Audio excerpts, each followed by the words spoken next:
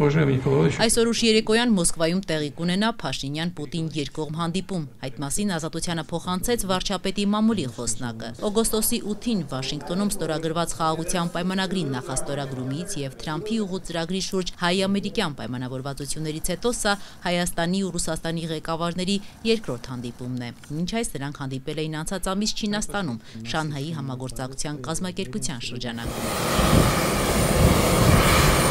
Հայաստանի վարչապետն այսօր Ռուսաստանը ժամանել մասնակցելու համաշխարհային ատոմային շաբաթ խորագրով համաժողովին։ Համաժողովի շրջանակում Ռուսաստանի նախագահն արդեն իսկ ոչ պաշտոնական հանդիպում է ունեցել միջոցառմանը մասնակցող օտարերկրյա պատվիրակությունների ղեկավարների, այդ թվում Հայաստանի վարչապետ Նիկոլ Փաշինյանի հետ։ Հանդիպմանը մասնակցել է նաև ատոմային էներգիայի միջազգային գործակալության գլխավոր տնօրեն Ռաֆայել Գրոսին։ Կրեմլի հրապարակած տեսանյութում երևում է, որ Փաշինյանն ու Պուտինը ակտիվ շփվում են, սակայն պարզ չէ, թե ինչ թեմայի շուրջ։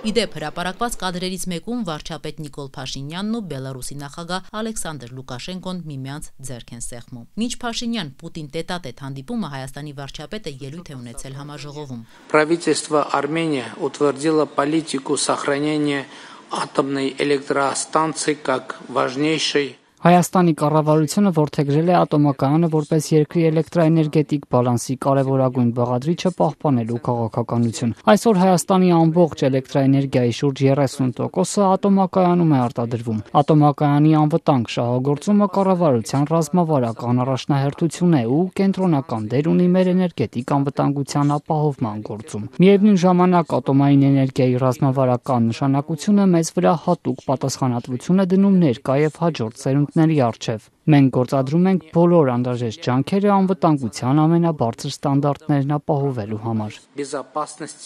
При